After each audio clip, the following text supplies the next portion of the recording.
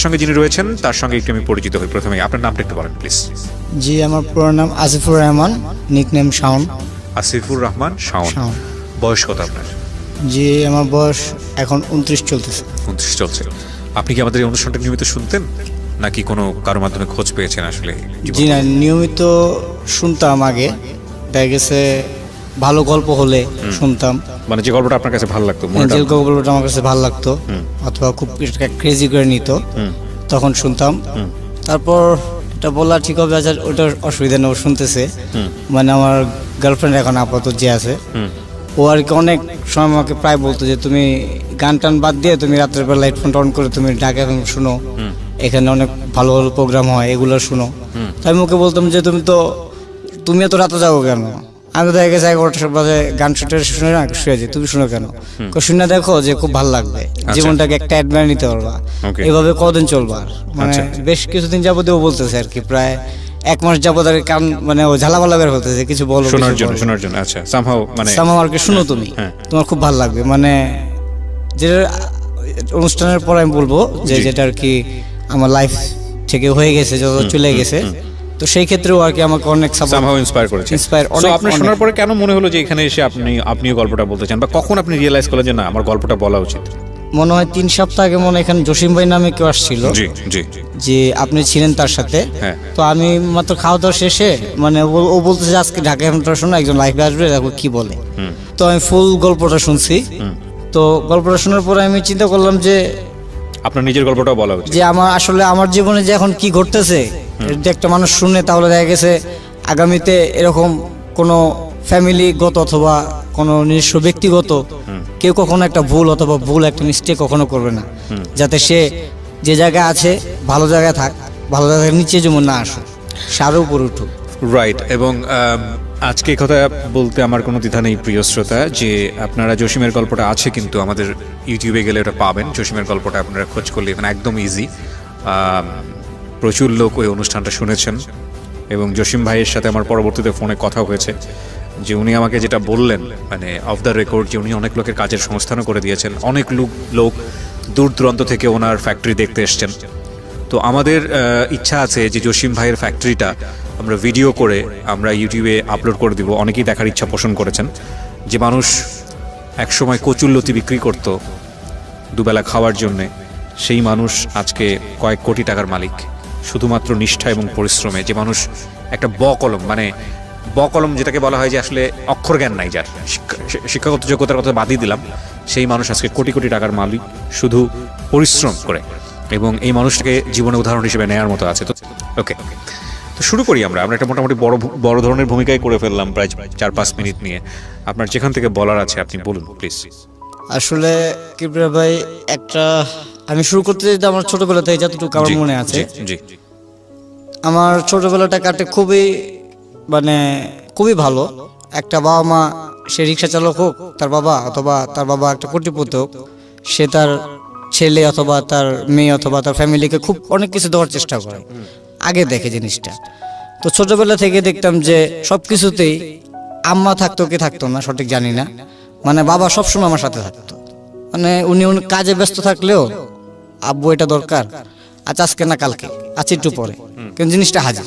তার বড় ছেলে ছিলাম আমি, আমার বাবা বংশের বড় ছেলে, ওনার ঘরে প্রথম আমি, মানে খুবই আমাদের ফ্যামিলিটি একটু বড়। আমার বাবা, আমি শুনছি যতটুকু, প্রথম নাকি বাবা একটা ওনার মামার আন্ডারে চাকরি করতো, একটা জব করতো, আপনার গাড়িতে ট্রাকের একটা জব করতো, মানে ট্রাক দেখশন করতো আর কি, এরকম টাইপ। তো বাবার বিয়ে হওয়ার পর, মানে আমি হওয়ার পরে ওনার মামার ওনাকে বলে যে ব্যবসা যেহেতু শিখছো হালকা পাতলা, তাহলে কিছু টাকা থাকলে একটা ট্রাক নিয়ে তুমি ব্যবসা করতে পারো, তোমার কোনো আপত্তি নেই। তো আমার বাবার জীবনের যাত্রা শুরু হয় ওইটা দিয়ে। তো আমার দাদা আবার খুব একটা নামি দামি ব্যক্তি ছিলেন আমাদের এলাকায়, ওই হিসাবে মানে আমার বাবাকে সিএমবিতে, মানে সিএমবি বলতে গেলে যেটা আর কি কালকে আমি বলছিলাম যে রোডস অ্যান্ড হাইওয়ে ডেভেলপমেন্ট, যারা কাজ করে। তো আমাদের মুন্সিগঞ্জ জেলা শুনতাম যে আবু এখানে কন্ট্রাক্টরি করে। যখন আমি ক্লাস 3-4-এ, তখন আমি ব্যাংকলোন স্কুলে পড়ি, বাংলাদেশ আদর্শ ব্যাংক উচ্চ বিদ্যালয়, এটা ঢাকা আইজি গেটে অবস্থিত। তো খুব ভালো স্কুল। তো ক্লাসের গল্প বলছেন এটা ক্লাস 4। ক্লাস 4-এ? ওকে, ক্লাস 4। তো ক্লাস 4 হওয়ার পরে মানে আমার ছোট ভাই তখন আর কি, এটা তখন 95, তো 95-এর সময় তখন আমার ছোট ভাই হয়, তো ক্লাস 5-এ উঠি, তখন আমার ছোট ভাইয়ের 1 বছর হয়। তো বাবা নাম বলবো না, যার রেস্টুরেন্টই মতিঝিলে, মানে খুব উনারই উদ্বোধন করায়, মানে আব্বার ফ্রেন্ড। আমার ছোট ভাইয়ের জন্য একটা হিউজ, মানে এখন মেজো ভাই, মানে হিউজ একটা পার্টির অনুষ্ঠান রাখে। অনেক সুন্দর একটা অনুষ্ঠানের আয়োজন করে চাইনিজ রেস্টুরেন্টে, সবাইকে আত্মীয় স্বজন অথবা তার বন্ধু বান্ধব পার্টনার যারা ছিলেন মানে সবাইকে। আপনার বার্থডেতে? না, আমার ছোট ভাইয়ের বার্থডে। আপনার ছোট ভাইয়ের বার্থডেতে? আমার ছোট ভাইয়ের বার্থডে। ওকে।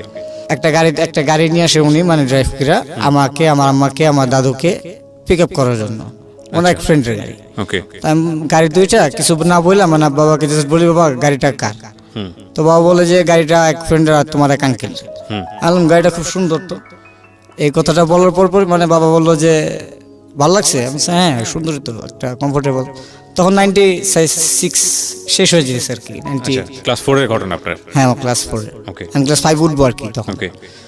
তো ওর পরের বছর যখন আমি ক্লাস 5-এ উঠলাম, তো বাবা আমাকে বললো কি যে তোমাকে কিন্তু এবার ক্লাস 5-এ জানি না কতদিন পড়বা, কিন্তু কয়েকটা দিন মানে আমাকে হোস্টেলে থাকার জন্য, মানে আমার আন্টি বাসাতে রাখা হয়, আচ্ছা মানে একটা ট্রেনিং দেওয়ার জন্য। আচ্ছা।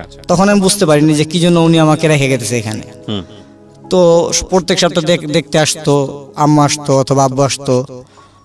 আবু প্রায় রাত্রবেলায় দেখতে, হালকা দেখে চলে যেত, আমি ঘুমায় থাকলে দেখে চলে যেত। ফুপিরা বলতো সকালে উঠলে। তো হঠাৎ করে একদিন কোরবানি ঈদ আসে, হঠাৎ করে সন্ধ্যাবেলা আব্বা আসে, তো গেট নকরে আমার এক আঙ্কেল খুলে যে সাউন্ড কই। তো আমি দোতলা থেকে আসি, হ্যাঁ আব্বু। আমার আব্বু আমাকে সময় আব্বু করে বলতো, আব্বু নিচে আসো, চলো বাসা যাবো। তো আমি উপর থেকে বলছি যে গরু কিনছো? গরু কিনা হয়েছে? আমি কিন্তু হাটে আজকে গিয়ে কিনতে আমি তো বুঝতাম না হাটে যাবো না। তো তুমি আসো আগে, তোমার জন্য একটা জিনিস নিয়ে আসছি। তাই আমি ভাবছি একটা ক্রিকেট ব্যাট নিয়ে আসবে, না হলে একটা খেলনা নিয়ে আসবে। তখন আইসা বলতেছে যে গাড়ি গেটের বাইরে গিয়ে দেখো একটা জিনিস আছে। তো গেটের বাইরে গিয়ে আমি, মানে গেটটা বড়, 2 আধা খুলে দেখি যে গাড়িটা সেম গাড়িটা, শুধু কালারটা ডিফারেন্ট। সেম গাড়িটা, আমাদের গাড়িটা ক্রিম কালার ছিল, সেম গাড়িটা দাঁড়ানো। আচ্ছা। তারপর আমি মানে একটা মানে আমার কাছে তখনই লাগলো যে আমি প্রশ্ন করবো না কি করবো, আমার কাছে তো খুশি লাগতেছে, একটা তখন আনন্দ লাগতেছে। তো আনন্দকে আমি বললাম হইতে পারে তার বন্ধুরই গাড়ি। তা আমি আবার বললাম আমি কখনো জীবনে মানে অন্য কারো জিনিস হাত দিইনি, নিজের হইতো তাহলে জিনিসটা চিন্তা করতাম, এটা নষ্ট হলো। তো বাবা বলতেছে কয় এটাই পছন্দ করছিল না?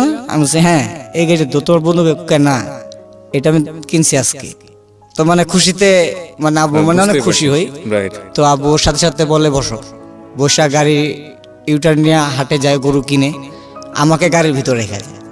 আচ্ছা। আইসা দেখে যে গাড়ির তো সব উলটপালট করে ফেলাইছে, মানে হাস্যকর কাহিনী একটা। তো এরকম হয়। তো প্রায় কিছুদিন গেল, ভালোই কাটতেছে দিনকাল। এই প্রায় দেড় মাসখানিক পর আমাকে ফট করে বললো যে ড্রেস আপ। আমি বললাম যে ড্রেস আপ কেন? কয় যে ব্লেজারটা পরো আর এটা পরো, চলো এক জায়গায় যাবো। সন্ধ্যাবেলা এসে বলছে। আমি বললাম যাবো। বাবা তখন কি করতো?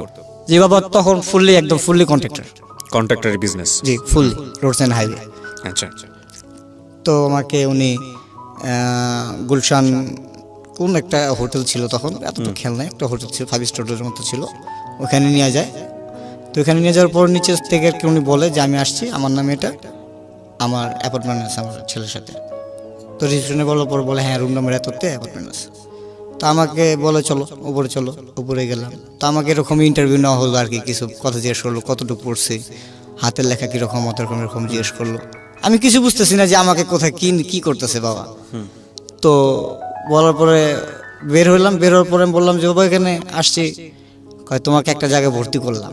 আমি আবার এরকম কেন, আমি কি আর দুষ্টামি করবো না? খুব দুষ্টামি করতো, আর দুষ্টামি করবো না।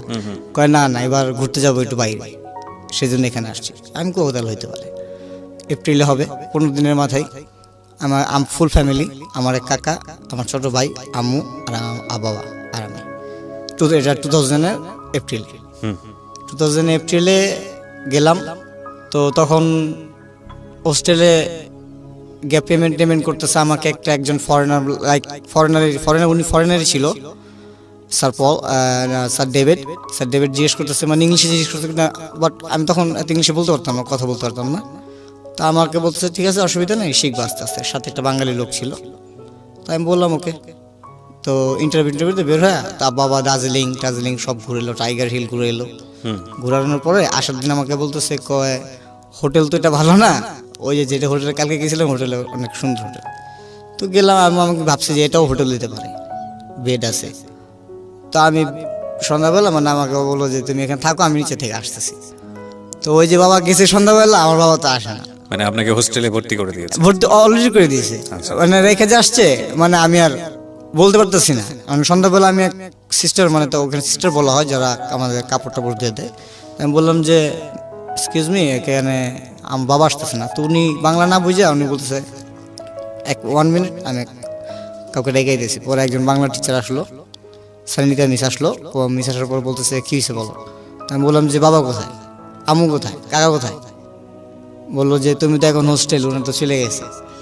আলটিমেটলি হচ্ছে আপনাকে ইন্ডিয়াতে দার্জিলিং এ পড়তে দিল, পড়তে দিল। তাই কি?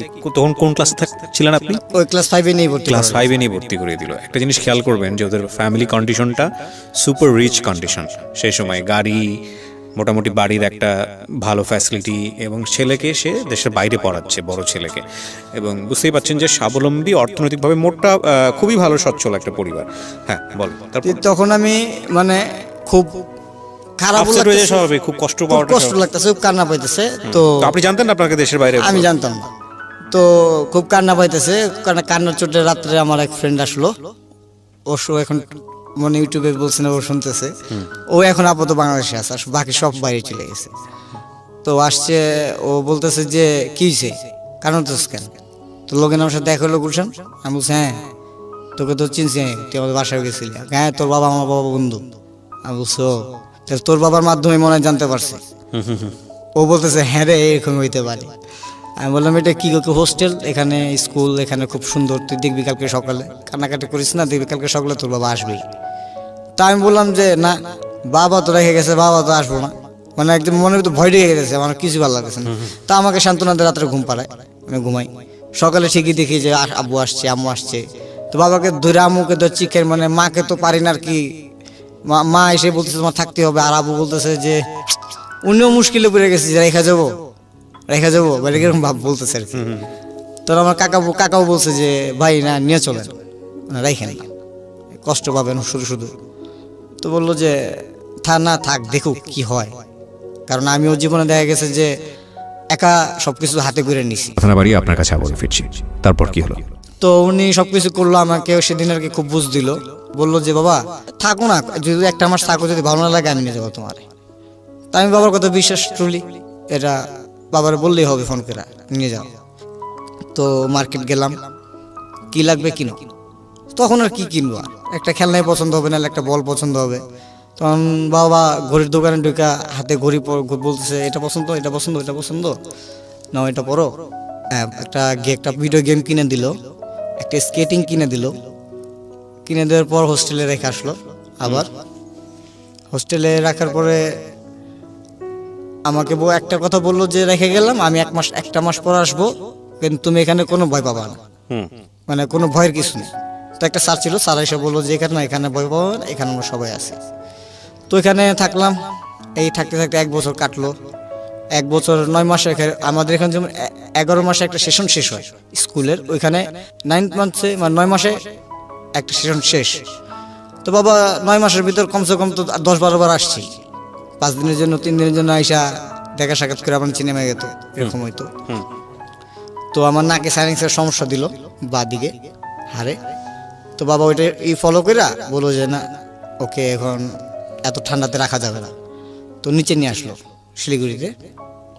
স্কুলটার নাম বললেও হয়, এটার স্কুলটার নাম লিঙ্কন হাই স্কুল। আচ্ছা, এটা খুবই বড় একটা স্কুল, ওখানে হর্স রাইডিং আছে, সুইমিং পুল আছে, মানে বিশাল বড় একটা এরিয়া।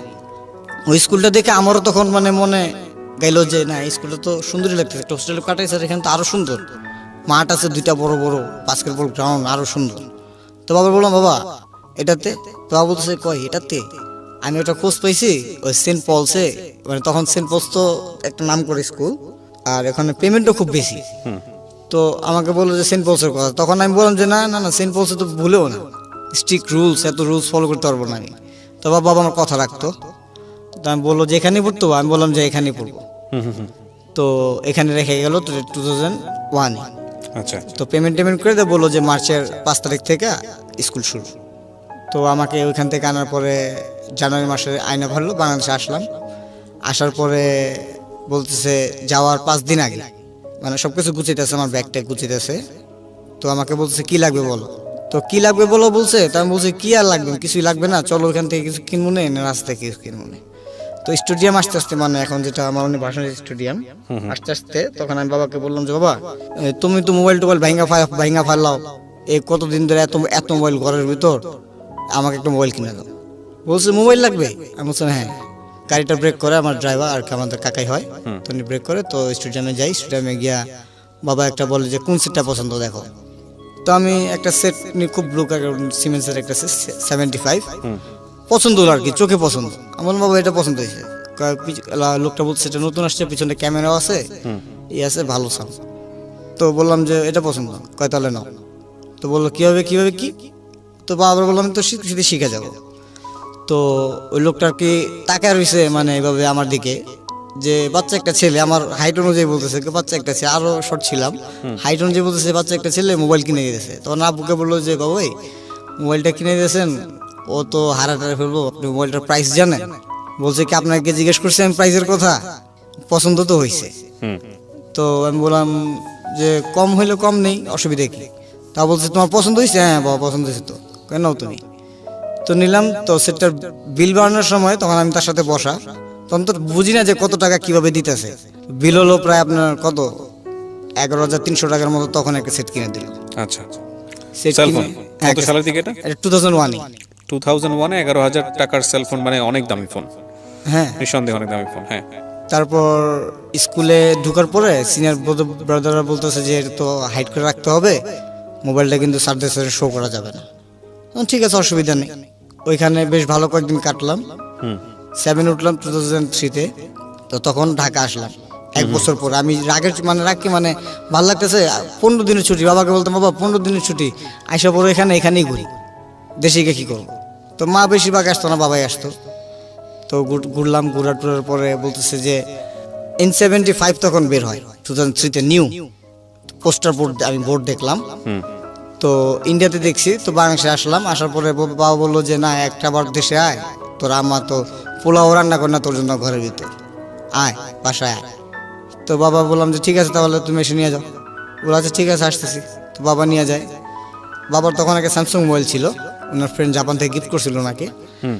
তখন আমি বললাম যে বাবা একটা মোবাইল দেখছি, সামনেও ক্যামেরা আছে পিছনেও ক্যামেরা আছে। তো বাবা বলছে সামনেও ক্যামেরা? আমি বলছি হ্যাঁ। কোথায়? আমি ইন্ডিয়াতে দেখছি, এখন এটা কোথায় পাওয়া যাবে? তাহলে চলো আমার সাথে আসো।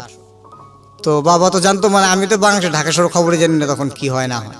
মোতালেব প্লাজাতে আসলাম পরিবাগে।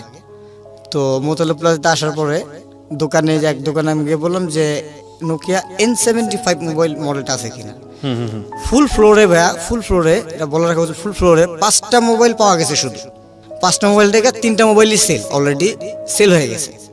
আচ্ছা তো 2টা মোবাইল নিয়ে আসলো। তো আনার পরে লোকটা বলতেছে যে ভাই আসলে ফুল ফ্লোরে 5টা মোবাইল, 2টাই আছে, আপনি কি একটা যদি নেন তাহলে বুকিং দিবেন নাকি নিয়ে যাবেন। তো বাবা বলছে বুকিং এর কি হলো, তো নিবই তো। তা আমাকে জিজ্ঞেস করতেছে যে কোনটা নিব, আমি ব্ল্যাক কালারটা। তাহলে না ভাই প্যাক করেন। তো উনিও, ওই লোকটা বলতেছে বিল বানানোর সময় বিলটা যখন হাতে দিছে, লোকটা বলতেছে কি স্যার বিলটা চেক করেন। তা বলছে বিল চেক করবো, আপনি চেক করেন? একটা অ্যাজিব একটা উত্তর, বিলটা চেক করেন নাই? ইটস 75,000 টাকা। তো বাবার পকেটে তখন মনে হয় 30-35 টাকার মতো ছিল আর কি। তো বাবা বললো যে আধা ঘন্টা 1 ঘন্টার মতো সময় দেওয়া যাবে? কেন? আমার টাকা আসতে যে তখন লাগে। তো বাবা এই কথা বলে ফোন দিয়ে বসছে তখন আমার কাকাকে, যে আমাদের গাড়ি চালাতো, ফোন দিয়ে বসছে যে 1 লাখ টাকা ঘরের থেকে নিয়ে তুমি এখানে পরিবার আসো। কি ফোন যেন আরেকবার একটু বলেন। Nokia N75। এটা এত দাম ছিল সেই সময়? হ্যাঁ 75 টাকা যখন ফার্স্ট লঞ্চ হয়। ওকে ঠিক আছে। তারপর কিনে দিল। আমি সাথে সাথে ফোনটা হাতে নিয়ে ফরাদ আমার ফ্রেন্ডকে ফোন করি যে ফরাদ আজকে একটা বাবা মোবাইল কিনে দিছে। কি মোবাইল কিনছে? ও খুব হাই রিচ একটা ফ্যামিলির ছেলে। তো বলে ওর বাড়ি ধানমন্ডিতে। ও বলতেছে যে কি মোবাইল? আমি বললাম যে দেখলাম না দার্জিলিং থেকে নামার সময় যে N75 সামনে ক্যামেরা পিছনে ক্যামেরা বলতেছে, আবার পিছন ব্যাকটা প্রেস করলে ক্যামেরাটা বের হয়ে আসতেছে। ওকে হ্যাঁ হ্যাঁ হ্যাঁ হ্যাঁ আমি তো এটা পাইছি, বাবা তো কিনে দিছে। বা কি বলছ? আমি হ্যাঁ মার্কেট তো আর বলতেছে নাই, আরেকটা আছে। তো সাথে সাথে ও সাথে সাথে দৌড়ায় আসে ওর আম্মার সাথে, ওর আম্মা ওকে সাথে সাথে কিনে দেয়, দুই বন্ধু কিনি, বাস খুশি। তো যাওয়ার সময় বাবা বলে যে আজকে ড্রাইভ করবা? তা আমি বললাম যে আজকে তোমার কোলে বসে ড্রাইভ করবো না, অনেক খুশি, আর করবো না। তো বললো আচ্ছা ঠিক আছে ন বসো। তো উনি বললো যে সোজা গিয়ে আমি যেভাবে বলবো সেভাবে যাবো। আমি বললাম আচ্ছা ঠিক আছে। তাই আমি বসছি। তো বসার পরে তখন আমাদের দ্বিতীয় গাড়ি কেরিনা মাই রোড, বলে রাখা ভালো, কেরিনা মাই রোড গাড়িটা কিনে। ওই গাড়িটা আমি পছন্দ করি, গাড়ির কালার দেখে। যে তখন গাড়িটা কিনে তখন বলতেছে বাবা এটা কিন্তু আগের গাড়ি না, এটা কিন্তু আরও অন্যরকম, একটু বড় গাড়ি, সাবধানে চালা। তো উনি এক হাত দিয়ে স্টিয়ারিং ধরে, আর একটা অটো গিয়ার ছিল দেয়, তারপরে উনি স্টিয়ারিংটা ধরে আর বলে যে হালকা ধরো এটা, আর কিছু না। তো আমি হালকা ধরতে ধরতে শাহবাগ আসি, শাহবাগ থেকে আস্তে আস্তে আস্তে আস্তে আস্তে আস্তে বাসার দিকে যাই। বাসার দিকে যাওয়ার পরে মানে আমি হতভম্ব হয়ে যাই যে বাসার দিকে পৌঁছে গেছি। আমার বাবার দুটা আঙ্গুল নাই, দুটা আঙ্গুল ছিল না। উনি খুব এক ফুটবলের ফ্যান ছিল, এক বোম ব্লাস্টে ওনার হাতটা আঙ্গুল দুটো চলে গেছে। বোমবাজ বলতে মানে উনি আতশবাজি খুব করতে পছন্দ করেন। ওই আমলে 60,000 টাকাতে শুধু 4টা বোমা আনাইছে চট্টগ্রাম থেকে। আবহাওয়ার খেলা দেখবে উনি, এটা প্রায় 82-83 সনে। ঠিক আছে। তারপরে আসার পরে আমি জুরাইন রেলগেটটা পার হই, তখন অনেক পুরনো ছিল, জুরাইন রেলগেটটা পার হই। তো সাথে সাথে বাবার যারা সহকর্মী ছিল দূরা অনেকজন আসার পরে আমাকে একজন নিয়ে বলতে ওর বাসায় দিয়ে আসো, আমি চলে যাই। তো বাবার সাইডে চলে যায়, বাবা রাত্রে আসার পরে আমি তো পুরো খুশি, আর আম্মা ক্ষিপ্ত হয়ে রয়েছে যে এত কিছু নষ্ট করতেছো, এত কিছু করতেছো, এতটুকু মোবাইল কিনে দিছো ওকে এত দামি। মানে আসার পরে বাবাকে খুব জেরা শুরু করছে। আর আমার বাবাকে জেরা করলে মানে আমার ব্যাপারে কেউ জেরা করলে তার সহ্য হতো না। মানে সাথে সাথে মাকে উত্তর দেওয়া বলে যে তোমারটা দিয়ে তো করিনি, আমার বাবারটা দিয়ে আমি করিনি, আমারটা দিয়ে আমার ছেলেকে আমি করে দিতেছি, তাহলে কারো কিছু অনেক পছন্দ করতে আপনাকে। হ্যাঁ। তখন এরকম চলতে চলতে আমি ক্লাস 9-এ উঠি। ক্লাস 9-এ ওঠার পরে কোরবানি ঈদ আসে, আমাদের ঈদে কোনো ছুটি পেতাম না আমরা। ওই দেশের দিওয়ালি ছিল অথবা হোলি থাকতো, আমাদের কোনো ছুটি থাকতো না। ছুটিতে আউটিংয়ে বলতো যে পকেট মানি যাদের আছে নিয়ে নাও, অথবা এখানে ব্যাংক আছে, ব্যাংকের থেকে নিয়ে দিই, তোমাদের বাবা মা আসলে সাবমিট করে দেবে। আচ্ছা। তো এখান থেকে ফোন করা হতো যে আপনার ছেলেকে কয় টাকা পকেট মানি দেওয়া হবে। তো আমি বলতাম যে স্যার আমাকে লাইনটা ধরে দিলে আমার সুবিধা হবে আমার বাবাকে বলার জন্য। তো আমি লাইনটা ধরতাম, জাস্ট বলতাম যে হ্যালো আব্বু। বলছে হ্যাঁ বলো। যাবো এবারও কোরবানিতে আসবো না? বাবা অনেক কাজের, আমি একটু একটা কাজ নিয়ে ফেলছি, কাজটা শেষই হবে কোরবানিদের আগে, আর কোরবানিদের পরে আমার বিলবারটা উঠাতে হবে। ডাইরেক্ট বলে যে বিলবারটা উঠাতে হবে, এবার বাবা একটু কনসিডার করো, আমি এবার আসতে পারবো না, তুমি একাই এসে বলো ঢাকা এই ছুটিতে আসে আগামী 2 মাস পর, 1-1.5 মাস পরে। তো আমি বললাম যে ঠিক আছে যাও। তো আমি বললাম বাবা 3 দিনের পিকনিক আর 2টা আউটিং আছে, তো স্যাররা এখানে তুমি $100 রেখে গেছো, তো এটাই খরচ করবো না এখান থেকে কিছু নিব? তো উনি জিজ্ঞেস করতেছে তোমার কি $100 হবে না আরো আমি করবো? আমি বললাম যে $100 দেখি আগে স্যারকে বললি। তো স্যার পুরোটা দিতে চায় না। আচ্ছা। স্যার পুরোটা দিতে চায় না। ওখানে স্যার বলে যে না আমি তোমাকে $100 4,230 টাকার মতো আসে, আমি তোমাকে 2,000 টাকা দিতে পারি সর্বোচ্চ ওই সময়। আচ্ছা। আমি বললাম ঠিক আছে, না দিলে নেই। বাইরে বের হলাম, বাইরে বের হয়ে মোবাইল বের করে একটা SMS করলাম। বাবা একটা বেট করে দিছিল North Bengal to Dhaka direct call. Just আমি একটা SMS করছি। বাবা বলছে যে কোন কাজে ব্যস্ত, আমি উনি SMS-ও বুঝতো না। আচ্ছা। SMS করছি তো দেখি রিপ্লাই পাই না, পরে কল দিছি ডাইরেক্ট। তো বাবা কেটে দিয়ে কেটে দিয়ে ব্যাক করছে। বলছে কি হয়েছে? আমি বলছি বাবা শুধু 2,000 টাকা দিছি, আমার তো এই পিকনিকে আর তো হবে না। তো বলতেছে যে এক কাজ করো, শেষ হওয়ার কিছুক্ষণ আগে অথবা একদিন আগে আমাকে নক করো তুমি। আমি বললাম ঠিক আছে। এর ভিতরে একটা টুর্নামেন্ট আসে, আমি খুব ভালো ফুটবল খেলি। ওখানে রয়্যাল ক্লাব আছে, রয়্যাল ক্লাবে আমাকে একটা চান্স দেয়, খেলার সুযোগ দেয়। এটা 2008-এ যে আসিফুর রহমান তুমি কি অ্যাডমিন নাকি লিঙ্কন হাই স্কুলে খেলবা। তো ওইখানে আমাকে বলার পর আমি বলি যে আমি যদি খেলি তাহলে আমার টিম নিয়ে খেলবো, আমার দল ছাড়া আমি খেলবো না, আমি কোনো দলের সাথে খেলবো না। তোনার এই কথা শুনে খুব বিরক্ত ফিল করে যে একটা ছেলে কি ফুটবল খেলে কতটুকার নাম কামাইছে, ও ক্লাবের সাথে খেলবে বলতেছে ওর দল নিয়ে। তো আমি বললাম এই কথা। এর ভিতরে করে কি কোরবানি ঈদ আসে, কোরবানি ঈদের সময় স্কুল ছুটি থাকে 4 দিন। তো বাবা ফোন দেয়, আমি রিসিভ করি। আমি কই স্কুলে ফোন করে তো স্যার অ্যালাউ করে দেয়, সারাদিন ফোন করলে করতে পারবো। তো রিসিভ করে বললি, বাবা গরু কিনছো, কত বড়? কিছু বলেন, হাসে। তাই আমি ভাবছি যে কি নাকি, আম্মুকে জিজ্ঞেস করলাম, আম্মু গরু কিনে হয়েছে, কত বড় গরু কিনে হয়েছে। একটা এলাকা ভিত্তিক তখন একটা কম্পিটিশন ছিল আর কি, কার গরু কত সুন্দর। হ্যাঁ কার গরু কত সুন্দর, কত বড়। তো ফট করে আমার ছোট ভাই বলতেছে, ভাইয়া উট আনছে, উট উট। মানে আপনার বাবা উট নিয়ে? হ্যাঁ উট নিয়ে আসছে। আমি বলছি যে উট নিয়ে আসছে। ফ্যামিলির কন্ডিশনটা বোঝার চেষ্টা করবেন প্রিয় শ্রোতা। আমরা আজকে যে গল্পটা প্রচার করছি এটা ওর শৈশবে, ওর হেভেনলি চাইল্ডহুড আমরা যদি বলি, প্রতি মুহূর্তে বাবার কাছ থেকে মানে না চাইতেই পাওয়া, না চাইতেই full of support, full of love, full of surprise, অসাধারণ একটা শৈশব নিঃসন্দেহে। আমরা ছোট্ট একটা বিরতি, আমি কথা না বাড়িয়ে আপনার কাছে আবার ফিরছি। তারপর কি হলো? যে তারপর আমি খুব রাগ করে ফোনের রিসিভারটা রেখে দেই যে আমি আর কথা বলবো না। পরে অনেকবার কল করে স্যার আমাকে বলতেই থাকে যে তোমার বাবা ফোন দিয়েছে, ফোনটা তো ধরো, কথা তো বলো।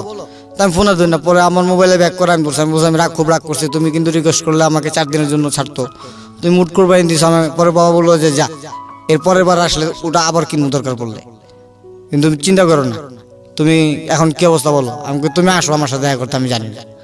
তো বাবা ওইটা শুনে মানে আমার মা ভাই সবাইকে নিয়ে আসে আবার আমাকে দেখতে। তো তখন আমরা কলকাতা ঘুরি, স্যারের থেকে ছুটি নেওয়া হয়, কলকাতা ঘুরে আমাকে ডাইরেক্ট ফোন করে। বাবার সেল নাম্বার তো অটোমেটিক ওনাদের কাছে থাকে, গার্জেনের সেল নাম্বার। ফোন করে বললে যে আসিফুর রহমানকে নিয়ে আপনি স্কুলে তাড়াতাড়ি রিপোর্ট করেন। তো বাবা ভাবে যে, প্রথম বুঝে উঠতে পারে না যে কেন রাখতেছে আমার ছেলেকে, কিছু করে আসছে নাকি, কিছু করছে নাকি, কারণ অনেক চঞ্চল ছিলাম, কিছু করছে নাকি, কারো কিছু ভাঙে ফেলছে নাকি। ছোটবেলা থেকে গাড়ি চালাতে গেলে রিক্সা মেরে দিতাম, তো এরকম আর কি, কিছু করে ফেলছে নাকি। আসার পরে আমি ফোনটা রিসিভ করি, স্যার সেন্স ছিল। স্যার বললাম ইয়েস স্যার। স্যার বলতেছে যে Asifur Rahman, your team has selected for the rolling trophy for royal club. বাহ। আমি শোনার পর তাজ্জব যে sir what your saying that, after sir said that okay, যত দ্রুত সম্ভব তুমি আসো, just leave and run, but he is saying that. তো বলতেছে যে, বাবাকে বললাম, বাবা আমার তো তাড়াতাড়ি স্কুলে পৌঁছাতে হবে, আমার দল একটা ক্লাবের সাথে খেলবে। তো বাবা বলে, তুই কি ফুটবল খেলিস? আমি বলি হ্যাঁ, তুমি জানো না? সত্যি? আমি সত্যি। তো বলছে বাবা আসছে, আমাকে নিয়ে সাথে সাথে ওই দিনই মানে মাকে, ওইখানে আমার আঙ্কেলরা থাকে, ওনাদের নিজস্ব বাড়ি করা আছে। তো মাকে রেখেই ওখানে একটা বলবো বাসের গাড়ি টিকিট কেটে ওই রাত্রেই বাবা আর আমাকে নিয়ে রওনা দেয়।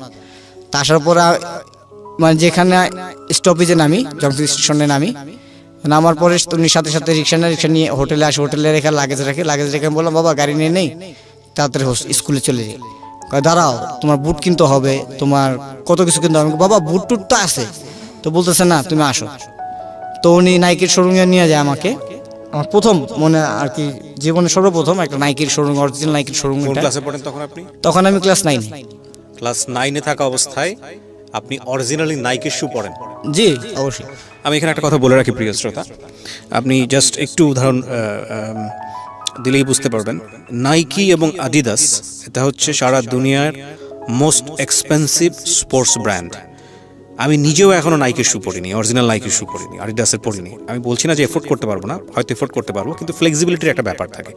যেখানেও ক্লাস 9-এ থাকা অবস্থায় নাইকি শু পড়ছে, সো বুঝতেই পাচ্ছেন যে ওদের ফ্যামিলি কন্ডিশন কতটা ভালো। হ্যাঁ, ভালো বলতে মানে ভালো ছিল, আমি যেটা বোঝাচ্ছি। হ্যাঁ বলেন। তারপরে উনি আমাকে বলতেছে যে এখান থেকে যা যা সামগ্রী, মানে যা সিঙ্গার অথবা, উনি তো সব বুঝে, উনি তো ফুটবলের পাগল। তো উনি বলতেছে যা যা দরকার, তোমার অ্যাঙ্কলেট থেকে নিয়ে তোমার একদম রিস্টব্যান্ড পর্যন্ত যা দরকার বাবা তুমি তা নাও। তখন তো ফুর্তিতে মানে আরো মানে ভিতরে একটা আমেজ আসলো যে বাবা সাপোর্ট করতেছে খেলার জন্য, যে খেলার জন্য আমি কোনোদিন স্কুলে মানে 60ও হয়নি নাম্বার, মানে কোনো পরীক্ষাতে ওই 51 to 59, মানে মাঝামাঝি ছিলাম স্টুডেন্ট। ট্রুলি এটা মাঝামাঝি ছিলাম, কোনো না উপরেও যাইনি নিচেও যাইনি। এই খেলাটা বেশি মনোযোগী ছিল আমার প্রতি। তো বাবা বলতেছে যে, বাবা দেখতেছি বাবা বুট পছন্দ করতেছে, মানে বুটের এরিয়াতে আছে। তা আমি সিঙ্গার্ড নেই, সক্স কিনি, একটা জার্সির প্যান্ট কিনি, নাইকিরই সব ফুল হোয়াইট কেনার পরে আমি একটা বুট পছন্দ করি ব্ল্যাক কালার। তো ব্ল্যাক কালারটা কেনার পর আমি একটা রেট দেখি 1800 রুপিস, বাংলাদেশি টাকা 3000 টাকার কাছাকাছি, 1800 রুপিস। তো আমি ওখানে নিয়ে বললাম যে আব্বু ডাক দিছি। তো আব্বু আসছে, আমি বলছি আব্বু ওই যে এই বুটটা খুব সুন্দর না, দেখো তো ব্ল্যাক কালার। তো বাবা বলছে যে তোর শুধু কালোই পছন্দ হয়, গাড়ি কালো কালার পছন্দ হয়, তোর সবই কালো কালার পছন্দ হয়। তাই আমি বললাম সব তো তুমি কিনে দাও, একটা তো আমার পছন্দ কিনে দিবা। তো উনি বলতেছে যে আচ্ছা ঠিক আছে। তো উনি পিছন থেকে এভাবে হাতটা বের করে, আমার এখনো খেয়াল আছে, হাতটা বের করে ভাই মানে উনি শুটা এভাবে দেখায়, মানে এটা কল্পনার বাইরে। দুইটা বুট মানে এক জোড়া বুট নাইকির, উপরে ফুললি রেড, নিচে অরেঞ্জ, আর স্পাইক গুলো ছিল ব্লেড। আমি পছন্দ করছি গোল, শুধু গোল এগুলা, উনি ব্লেড সিস্টেমের সেটা ছিল, উনি নিয়ে আসছে। উনি তো নিজেও ফুটবলের ফ্যান ছিল, খুবই ফ্যান ছিল, বললাম না 82 সনে 60,000 টাকাতে 3টা বোম আনছে শুধু চট্টগ্রাম থেকে নিজে। এবং সেটার জন্য দুইটা আঙ্গুল মানে আমাকে এরকম বলছে যে যদি বাবা আমি ছেড়ে দিতাম জানো, আমার সাথে সাথে আরো 50 জনের মতো লোক মারা গেত, আমি ছাড়িনি যে আমার জান চলে যাক, 50 জন তো বাঁচবে। এরকম বাবা হাতটা বের করে ওই টেবিলের উপর রাখে, বলতেছে যে এটা কেমন। আমি বলছি এটাও ভালো, তো এটাও ভালো। আমি পরে বলতেছে তাহলে এটাও নিয়ে নাও। বাবা এত আমার তো এখানে 4-5 জোড়া বুট হয়ে গেছে, আবার 2টা নতুন, কয়টা ফাইনাল যদি উঠো ফাইনালে, আমি জানি ফাইনালে উঠবে, আমি বলে দিলাম তুমি ফাইনালে খেলবে এটা করে। তা আমি তোমার জার্সির দাম, আমার স্টকিংসের দাম, আমার লেগ গার্ডের দাম সবই তো আমার জানা আছে, আমি ট্যাগ দেখে নিছি। আমার একটা রিজনেবল প্রাইস ছিল, আমার একটা নিজস্বই ছিল, অতর ভিতর থাকবে। তো নিছি নেওয়ার পরে আমার বিল হয়, আমার একটা জার্সি, একটা সিঙ্গার্ড, একটা জাস্ট একটা রিসলেট, এটার বিল আপনার প্রায় ইন্ডিয়ান কারেন্সি 1230 টাকার মতো। ভালোই আর কি, অনেক দামি নাইকিরি। তো আমি এটা রাখলাম টেবিলে, তো বাবা এটাও টেবিলে রাখলাম।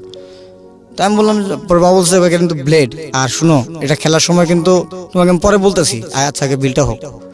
তো আমি বলতেছে যে স্যার আপনার বিল হইছে আমার 1200 বাদ দিয়ে, মানে শুধু বুটের বিলটা প্রথম। উনি ভাবছে যে আলাদা আলাদা, আমরা কি যে লোকটা দিতেছিল উনি ভাবছে আমরা আলাদা আলাদা, কারণ জিনিস দুই সাইডে। তো উনি প্রথম আর কি বুটের বিলটা মানে আমার বাবাকে জিজ্ঞেস করছে যে স্যার আপনার বিলটা, ওকে হ্যাঁ বলেন, 5600 রুপিস। মানে আমি অ্যাডমায়ার যে 5600 রুপিস মানে 5,500 ইন্ডিয়ান কারেন্সি, বাংলাদেশি টাকা তো প্রায় তুমি $100 কাছাকাছি একটা বুটি হয়ে যায় তুমি কিনে দিচ্ছ তোমার আগে। তো আমি বললাম যদি এত দাম তো দরকার নেই আবু, এত দাম দরকার নাই, এটাই কিনি। পুরো আবু বললো যে আরে কি নেও না, মানে উনি খুবই ছিল তো, শৌখিনতা ছিল তো, তুমি নেও। পরে আমি নিছি। পরে আসি, স্কুলে আসার পর সবাই মানে বলে যে তোর বাবা মানে তোর একটু এক্সট্রাই বেশি ভালোবাসে। তাই আমি বললাম যারা এক্সট্রা ভালোবাসে আসলে তো অনেক সময় ভয়ও করে, বাবার যে রাগ আর যে একটা এরকম করে আমার অনেক সময় ভয়ও করে। বলতো যে আচ্ছা ঠিক আছে তোর বাবা অনেক ভালো আছে, তা বুটটা কিনছিস ভালো। তো বাবা খুব ক্রেজি হয়ে বলে যে কয়দিন পর খেলা স্যারকে স্যার বলে স্যার এই আমাদের ওরা প্র্যাকটিস করবে 1 সপ্তাহ, 8 দিন 9 দিনের মাথায় খেলা, সানডেতে হলিডের দিনে খেলার ফেলায় বলে সানডেতে খেলে। তো তখন কি করে আব্বু আম্মুকে বলে ফোন করে কলকাতাতে যে তুমি যদি আসতে চাও তো আসো, ও আমার বোন যে তুমি যদি আসতে চাও আসো শিলিগুড়িতে, আর যদি না আসো তাহলে থাকো এখানে ঘুরো, মানে আমার আন্টিদের সাথে, আবুর বন্ধুর ওয়াইফের সাথে ঘুরো, ওইখানে ঘুরো, আমি এখানে থাকি, দার্জিলিং ঘুরে ওর কেনিয়া, আর ওর খেলা আছে, একটা টুর্নামেন্টে খেলা আছে। তো মা আবার এটা পছন্দ খুবই একদম পছন্দ করতো না, একদম দেখতে পারতো না, মানে টাকা নষ্ট টাকা উনি দেখতে পারতো না। তো ফাট করে আব্বা একটা ফোন আসে, আবার ফোনটাও রোমিং ছিল, ফোন আসে যে আপনার ইমিডিয়েটলি আসতে হবে। তো বাবা আমাকে রাত্রবেলা বলে, মানে খেলার 3 দিন আগে আমাকে বলে যে তুমি এক কাজ করো বাবা, হোস্টেলে চলে যাও। আমি কেন বাবা? পরে বলতেছে যে আমার ঢাকা পৌঁছাতে হবে দ্রুত, আমার 2টা কাগজ আটকে রয়েছে, মানে 2টা কাজ আর কি, 2টা কাগজ আটকে রয়েছে, 2টা কাগজ তো বের করতে হবে। পরে বললাম যে বের করতে হবে বাবা, বের না করে থাকো না। তখন খুব মানে কষ্ট না, মানে এখন ভাবি ওইটা কষ্ট ছিল না, তখন বাবা বলে যে ওই 2টা কাগজ যদি না ওঠাই তাহলে আগামীতে তুমি যদি ম্যাট্রিকে কিছু পাস করো আমি কিন্তু তোমার নিজস্বভাবে তোমাকে গাড়ি কিনে দিব না, ঠিক আছে? এই দুইটা কাগজের জন্য, মানে ডাইরেক্ট বলে উনি আমাকে। আমি বলছি এত ইম্পর্টেন্ট, আমি বলছি আমি বুঝেও কিন্তু ক্লাস ম্যাট্রিক যদি পাস করি আর গাড়ি কিন্তু কিনে দিতেই হবে, ওটা না পার্সোনাল থাকবে। তো উনি বলে যে তুমি নিশ্চিন্তে থাকো, আমি তোমাকে কিনে দেবো, তুমি চিন্তা করে থাকো। তো ফট করে খেলা শুরু হয়।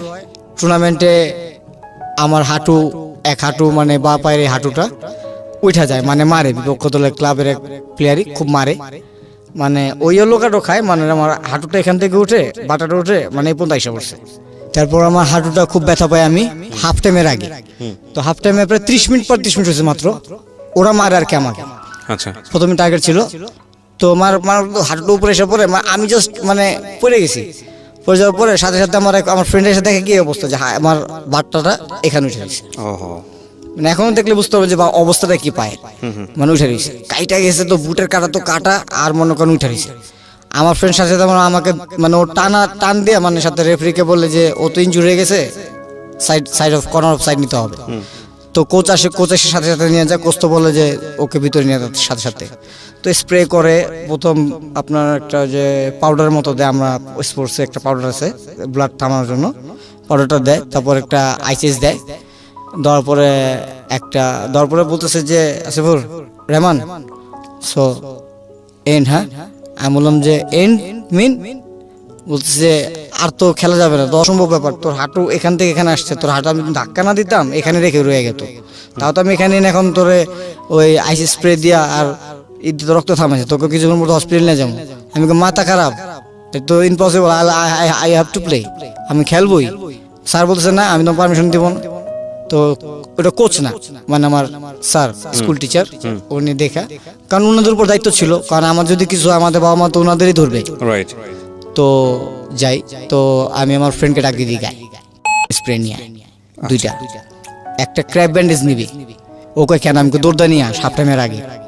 ও আস, আমার রাগ মানে আমার বাবার রাগ যেরকম, মানে আমার রাগ একটু ডিফারেন্ট। উনি রাগ করলে মানে হাইসা উড়ে দিত, কিন্তু আপনার মানে আপনার দিকে তাকাইছে তো তাকাইছে, কিন্তু হাইসা উড়ে দিছে কথাটা। কিন্তু আমি আবার রাগ করলে দেখা গেছে সাথে সাথে ধরে বলে রাগটা। উনি সবসময় বলতো যে তোমার ভিতর আমি তো পার্থক্য একটাই, তুমি রাগটা কন্ট্রোল করতে পারো না, আর আমি রাগ কন্ট্রোল করে রাগ দেখাই ছেড়ে দিই ওকে, রাগ কাকে বলে। তারপরে আমি বলি যে আমার এরকম রাগ করতেছে যে আমি খেলতে পারবো না, আমি খেলবোই, অবশ্যই খেলবো। পরে ব্যান্ডেজটা আমি পুরো আমার ফ্রেন্ড আমাকে বলতেছে যে খেলিস না, রিস্ক হয়ে যাবো, পা যদি জীবনে একবার যায় বুঝিস, একটা লাইফের ব্যাপার। আমি বলছি যে আমি যে বলি সেটা কর, ডাক্তারকে ডাক্তার নিয়ে আয়, কোচকে ডাক দে, কোচ আসে, ডাক্তার আসে। ডাক্তারকে বললাম যে স্যার রিকোয়েস্ট করবো যে আপনি কাউকে বলতে পারবেন না। বলতেছে কি? বলছে স্যার আমি শুনছি যে বলে একটা পাঞ্চ আছে, ও বলতেছে যে তোর বয়স অনুযায়ী মারে, এটা মানে তুই বুঝতে পারবি না এটা কি জিনিস, এটা কিছু না, তোরে কে বলছে ফাউল কথা। তখন বললাম যে না স্যার, যদি অবশ না, যদি শক্তির কোনো কিছু থাকে একটা ডোজ দেন, আর না দিলাম এই পানি খেলবো। তো উনি খুব চিন্তা করে বলা এতটুকু মিলি হবে ভাইয়া, মানে একটা মিলি, 1 মিলি, একটা সিরিঞ্জের একটা মিলি, ওটার সাথে উনি কিছু নেয়, স্প্রে নেয়, নিয়ে আসতে করে রাখে। তো আমাকে বলে যে চোখ খুলে তাকায় দেখলে আর দেখানো লাগবে না, মানে ইংলিশে বলতেছে, আমিও কত কথা বলতেছি। আমি জাস্ট ডু, আমি জাস্ট কথা বলার পরে জাস্ট ডু ইট। এভাবে ফালাইছে, সিস্টেমে ফালানোর পর আমার এই সাইডে ঢুকছে। ঢোকার পর দেখলাম যে আকড়ায় ধরলো কিছু, মানে সিরিঞ্জ এত এটিএস নিচ্ছি অথবা কিছু নিচ্ছি কোনো ফিল হয়নি এততে, আকড়ায় ধরছে হাড্ডিটাতে। সাথে সাথে উনি পাঞ্চ করে উঠায় ফেলা, স্টিকারটা দেয়া, এখন তোর স্প্রে করারই কর, যেমন যা কর, আমার নাম নিস না বাবা, বলা আমার অসুবিধা হয়ে যাবে। বললাম আচ্ছা ঠিক আছে। দেখলাম যে আমার এটা তো পুরাই আগের মতো নর্মাল লাগছে, আসলে কিন্তু কিছুই নর্মাল না। আমি হাফ টাইম হয়, হাফ টাইমের পরে আমি নামতে যাই, তখন রেফারি আসে। রেফারি এরকম মানে আছে না, কথা আছে না যে ঘুষকে না খায়, কাক ভাত দেখলে তো আসবেই ছাদের উপরে, এরকম দুষ্টামি করতে করতে ওই রেফারি আসছে। আর রেফারিকে প্রথমে অ্যাডমিট করে বলছে যেটা it's not a good person, ও সাপোর্ট করবে না আমাদের একটা দল, অথবা এখান থেকে একটা প্লেয়ার বের হয়ে কোনো ক্লাবে যাবে, ও সাপোর্ট করবে না। উনি আইসা এখানে লাথি দেওয়া শুরু করছে। এটা হলো আপনার সাইড রেফারি দেখবে, এটা তো মেন রেফারি দেখার কোনো না। তো সাইড রেফারি দেখার আগে মেন রেফারি আইসা মানে আইসা আমার পাতে মানে এরকম ওনার পা দেওয়া আর কি, উনি করতেছে, লাথি দিচ্ছে, একটা লাথি করতেছে, টেস্ট করতেছে যে আমি খেলতে পারবো কিনা। তো বলতেছে আই ইউ অলরাইট? আমি বলছি ইয়েস আই এম ফাইন। তো উনি আইটু জোর ধাক্কা দিল যাতে আমি আমার এক্সপ্রেশনের জন্য। তো আমি বললাম, আমি ওনাকে ডাইরেক্টলি বলে ফেললাম যে sir you want to punch. পরে ও মানে রেফারিটা বলতেছে মানে কিছুক্ষণ আগে তোকে দেখলাম তো তুই তো মাঠে পড়েছিলি, তুই আবার ব্যাক টু প্লে, মানে বুঝতে পারলাম না। আমি খেলতে হবে, জিততে হবে তো আমার। পরে আমার ফ্রেন্ডরা বলতেছে যে এখন খেলা যায় কিভাবে বল, মার তো অনেক খেলাম। আমি সে মার পরে গোল তো 2টা দিয়ে দিছে, এখন 3টে শোধ করতে হবে। তো মেন ডিফেন্সে খেলতাম আমি। তো মিডফিল্ডারকে বললাম যে দেখ তুই আর আমি শুধু মাঝখানে খেলবো, আর দুজন উপরে খেলবে, আর সবাই আমাদের ডিফেন্সের পজিশনে থাকবে। তো আমার ফ্রেন্ড বললো ঠিক আছে খেল। তো এনি হাও আমি আর আমার ফ্রেন্ড দুজন মিলে মনে করেন ওদের যাতাযাতি যাই করি, অনেক খেলার ভিতরে অনেক ফ্যাসিলিটি আছে, খেললাম মনে করেন 2টা গোল পরিশোধ করে আমার একটা ফ্রেন্ডকে দিই। গোল আমার পায়ে, কিন্তু আমি শুট না করে আমার ফ্রেন্ডকে দিয়ে দিয়েছি, কারণ ওর গোল র্যাঙ্কিং চাইছিলাম আমি, ও একটু হাই হোক আর কি, ওকে দিলাম। তো খেলা শেষ হলো, জিতলাম। জিতার পরে বের হয়ে ফোন দিয়ে জিতার পরে একটা স্কুলের মেয়ে দৌড়াইসা আমাকে জড়ায় ধরে বলতেছে যে খুব ভালো খেলছস। আমি বলছি হ্যাঁ এখন পার্টি দিবি, অ্যাজিব একটা পার্টির কথা বলে আসি। তো পিছন থেকে একটা মেয়ে আসে বলতেছে যে রহমান। আমি বলছি পিছন টাকা, বলছি ইয়াস।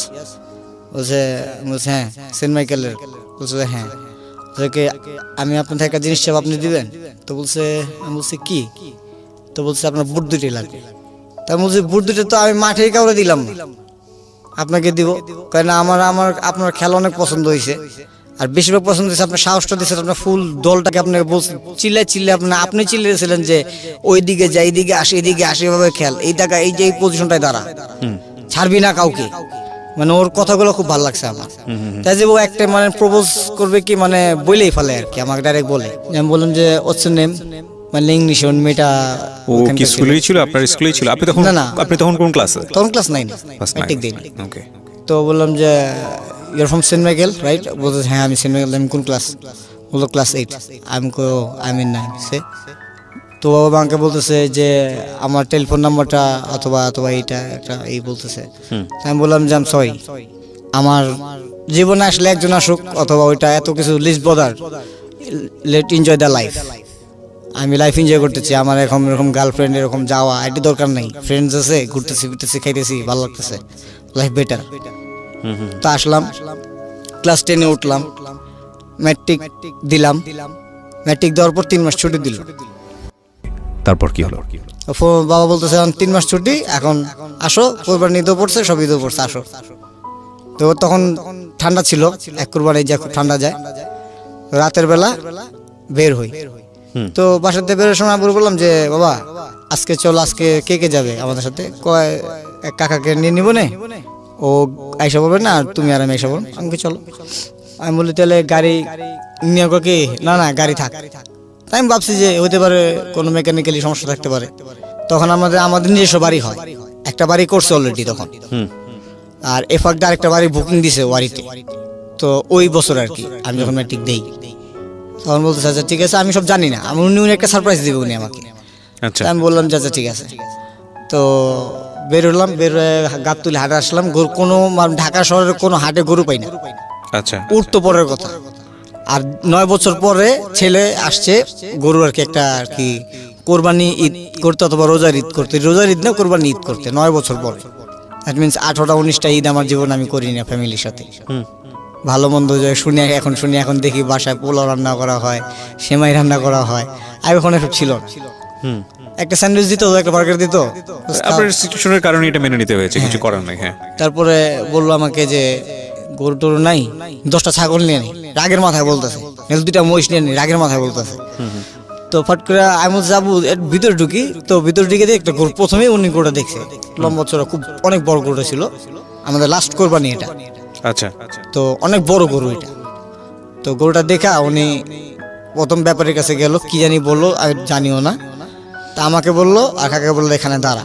আর কাকারে বলে গেল যে একটা সিস্টেম বললো যে রশিটা ধরে দাঁড়াবে, গরু যেমন কথা নাই, আমি আসতেছি। তো উনি জানি না কোথা থেকে ভিতর থেকে আবার আসলো, আইসাই ব্যাপারীকে বলতেছে যে কাকা একটু বয়স্ক ছিল, মুরব্বী ছিল, বললো যে আমার ছেলে প্রথম 9 বছর পর আজকে 18-19টা ঈদ করে নাই, উঠো দিছি, তো আমরা এখানে কিছুই করতেছি, কিছুই পাইতেছি না। গরুটা না আপনি বলেন, দেখি দাম তো আপনি বলেন। তো কাকা একটা দাম কি বলে না বললে বাবার সাথে কথা হয়। তো বাবা এক চান্সে ওই কাকাকে বললে এই দড়িটা হাতে নে, মানে হাতে নেওয়া মানে হয়ে গেছে, হাতে নে খুল। তো উনি রাখালো কি হাত, উনি গরুটা হাতে নিয়েছে, আর আমি তো আবু বলতেছে হয়েছে, এটা পছন্দ হয়েছে, আমি সব এটাই নিয়ে নিলা। তা আমি তো খুশি। তো বলছে হ্যাঁ নীল চলো। তো উনি টাকা দিল, যে টাকা দেয় হাসিল করে টাকা দিল। তো কাকাকে বলো যে গাড়ি নিয়ে আস অথবা হাইটা নিয়ে আস, যেভাবে নিয়ে আসলে গরু নিয়ে আস, আমরা চলে যাই। তো একটা ট্যাক্সি ক্যাব নেই। ট্যাক্সি ক্যাব নিয়ে বাসায় আসি, ভোরবেলা গরু পৌঁছাই। তো ভোরবেলা আমার বাবা সভাপতি ছিল মসজিদের, আর পারিবারিকভাবে সবসময় আমরা ঈদের পরের দিন কোরবানি দিই। আচ্ছা, এটা আমার দাদার আমল থেকেই ঈদের পরের দিন গরু কোরবানি দেওয়া হলো। তো আমি বললাম 10 দিন থেকেও বললাম যে বাবা আর ভালো লাগে না, আমার আর থাকতে ভালো লাগতেছে না এখানে। মানে ওইখানে ছিল মাইনাস অথবা এরকম ডিগ্রিতে, আর গরমে ঢাকা এসে ভালো লাগে না। আসলেই জ্বর এসে পড়ে, আসলেই এরকম মাথা ব্যথা করতেছে, আসলেই কিরকম লাগতেছে। তো বাবা হটকে বলতেছে, আইসা এসে বলতেছে তোমার এবার আমি আরেকটা জায়গায় পাঠাবো। তো আমি বললাম কই, মালয়েশিয়া না কোথায়? তো বলছে খেলোস তো ভালো, তো স্যার বললো তোর চাচা যেহেতু আজকে ইটালিতে আছে, আমি ওর সাথে কথা বলে দেখি। তা আমি বললাম ছোট কাকাকে বলবা?